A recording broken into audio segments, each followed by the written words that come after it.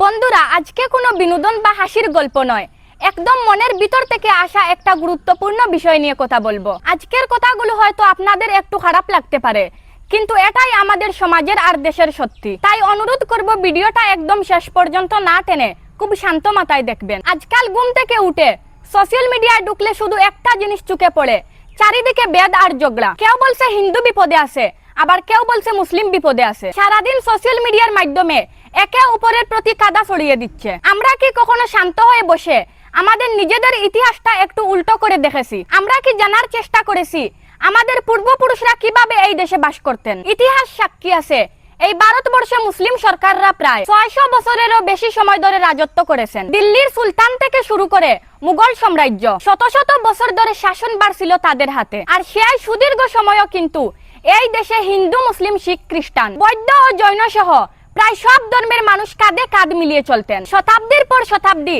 একে অপরের সুখ দুঃখে পাশে দাঁড়িয়েছেন। তখনও কিন্তু কেউ নিজের ধর্ম পালন করতে গিয়ে বাধা পেত না। প্রত্যেকে নিজের বিশ্বাস আর নিজের সংস্কৃতি আর উৎসব স্বাধীনভাবে উদযাপন করতেন। ধর্ম ছিল মানুষের অন্তরের বিষয়, সমাজের বুকে বিষ চড়ানোর হাতিয়ার নয়। সবাই নিজের মতো করে শান্তিতে জীবন কাটাতেন। এরপর এই দেশে এলো ব্রিটিশরা। তারা এসে আমাদের ধন সম্পদ লুট করতে শুরু করলো এবং এই বিশাল ভূখণ্ডের দখল নিয়ে নিল। তারা আমাদের শাসন করতে চাইলো একটা নোংরা পলিসি দিয়ে, যেটার নাম ছিল বাক কারো এবং শাসন কারো। কিন্তু ভারতের মানুষ ব্রিটিশদের সেই চাল সফল হতে দেয়নি। পরাধীনতার শৃঙ্খল থেকে এই দেশকে স্বাধীন করার জন্য তখন সব ধর্মের মানুষ এক হয়ে ব্রিটিশদের কামানের সামনে বুক ফুলিয়ে দাঁড়িয়েছিলেন। ফাঁসির মঞ্চে হাসি মুখে যখন বীরেরা এগিয়ে যেতেন, তখন কেউ দেখেনি কেউ হিন্দু কে মুসলিম। ভগৎ সিং, ক্ষুদিরাম বোস, নেতাজি সুভাষচন্দ্র বসু, আশাউল্লাহ খান, টিপু সুলতান, মহাত্মা গান্ধী সবাই নিজের জীবন বিলিয়ে দিয়েছেন এই মাটির জন্য। সব ধর্মের রক্ত মিশে আছে এই দেশের স্বাধীনতার ইতিহাসে। কারণ তখন মানুষের মনের ভিতরে শুধু একটা কথাই ছিল,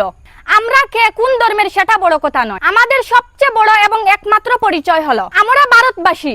আমাদের শরীরে ভারতীয় রক্ত আছে। কিন্তু অত্যন্ত দুঃখের বিষয়, আজ অনেক মানুষ সেই গৌরবের ইতিহাস ভুলে গেছে। নিজেদের সামান্য স্বার্থের জন্য তারা আজ পূর্বপুরুষদের ত্যাগকে অপমান করছে। আজ স্বার্থপর কিছু মানুষ কেবল টাকার লোভে, ক্ষমতার লোভে আর রাজনীতির নোংরা খেলায় মেতে উঠে সাধারণ নিরীহ মানুষের মধ্যে বিভেদের দেওয়াল তৈরি করছে। ভাইয়ের বুক থেকে ভাই আলাদা করে দিচ্ছে। আবার কিছু মানুষ তো সোশ্যাল মিডিয়ায় দুটো সস্তা লাইক, কমেন্ট আর একটু রাতারাতি জনপ্রিয় বা পপুলার হওয়ার জন্য ধর্মের নামে বিষ উগরে দিচ্ছে। তারা জানে না তাদের ছড়ানো এই ঘৃণার আগুন কতগুলো পরিবারকে সারকার করে দিতে পারে। অথচ বেশি দিন আগের কথা নয়, আমাদের গ্রাম বাংলায় বা শহরে এমন একটা সময় ছিল যখন এক ধর্মের কোনো মানুষ মারা যেত, পাড়ার অন্য ধর্মের মানুষরা সবার আগে ছুটে আসতো। শ্মশান হোক বা কবরস্থান, কাঁধে কাঁধ মিলিয়ে শেষ যাত্রায় পাশে দাঁড়াতো। প্রতিবেশীরাও কান্না দেখে